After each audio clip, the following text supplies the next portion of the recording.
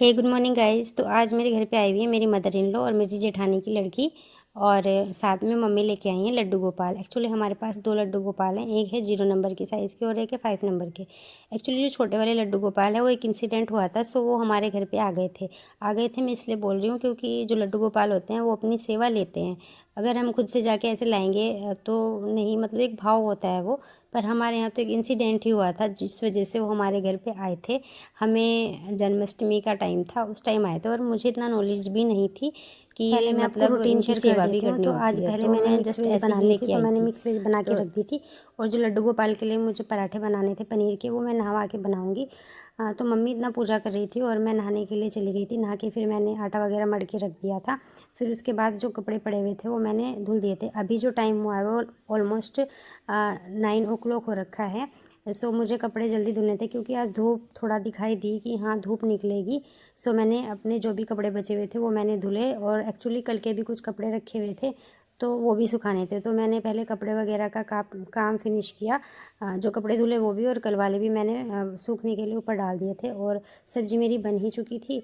और उसके बाद फिर मैंने लड्डू गोपाल के लिए पराठे बनाए, उनको चढ़ाए और फिर पूजा के स्थान से हमने अपने पास रूम में रख लिए थे। तो उसके बाद जो सब्ज़ी थी वो मैंने चेक की कि हाँ सही से बनी है। और फिर रोटी वगैरह बनानी थी तो फिर मैंने मम्मी के लिए खाना वगैरह बनाया। तो हम सब लोगों ने खाना वाना खाने के बाद फिर हमने थोड़ा धूप सेकी क्योंकि धूप आज काफ़ी टाइम बाद निकली थी, ऑलमोस्ट 2-3 दिन बाद।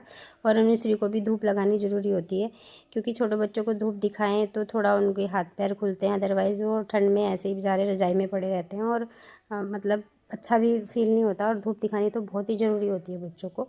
तो फिर मैंने खाना वाना बनाया था मम्मी के लिए और रोटी वगैरह, और लड्डू गोपाल के लिए पराठा तो ऑलमोस्ट सुबह चढ़ा ही दिया था।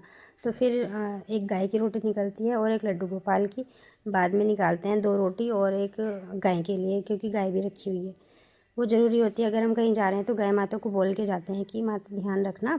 सो इसलिए तो इंसिडेंट ये था कि हम जन्माष्टमी पे मतलब मैं जस्ट ऐसे ही लेके आ गई थी लड्डू गोपाल। मुझे ये इतना नॉलेज नहीं थी कि इनकी सेवा भी करनी होती है। मुझे लगा जन्माष्टमी पे इनकी पूजा करेंगे और इनको हम रख देंगे, पर ऐसा नहीं था। फिर मुझे किसी ने बताया कि इनकी सेवा भी करनी होगी, तो फिर कपड़े वपड़े लिए और जो भी नेसेसरी सामान था उनका, बर्तन वगैरह और बिस्तर वगैरह, वो सब लिया। तो 6 साल तक हमने ऐसे ही उनकी सेवा की। फिर पहले तो मैंने की थी, फिर मेरा बेटा हो गया था तो फिर मम्मी को मैंने उनकी सेवा सौंप दी थी। तो अभी फिर मम्मी करती है, मेरी मदर इन लॉ।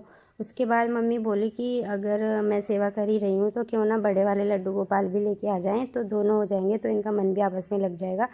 सो फिर हम 2 लड्डू गोपाल लेके आए थे। तो अभी उनको आए हुए हमारे यहाँ पे हो गए हैं 2 साल, जो बड़े वाले हैं। तो मम्मी बहुत ही भाव से, बहुत ही प्यार से उन दोनों की सेवा करती हैं, बिल्कुल छोटे बच्चे की तरह उनको। और इसी तरह मुझे भी मौका मिल जाता है जब मम्मी आती है मेरे यहाँ पे, तो मैं भी उनकी सेवा करती हूँ, जितना मुझसे बन पाता है मैं उनके लिए करती हूँ। क्योंकि मतलब एक मन को शांति सी मिलती है उनकी सेवा करने में। तो जो भी मुझसे बनता है, जैसे उनके कपड़े वगैरह लाने होते हैं तो मैं लेके आ जाती हूँ। और जो भी खाने पीने का उनके लिए बनाना होता है तो मैं खुद से बनाती हूँ। इसी तरह से बस आज का दिन अच्छे से बीता और काफ़ी मन भी लगा। तो फिर ऊपर इतना सब लोग बैठे हुए थे, मैंने सोचा किचन क्लीन कर लूँ, तो मैंने वो भी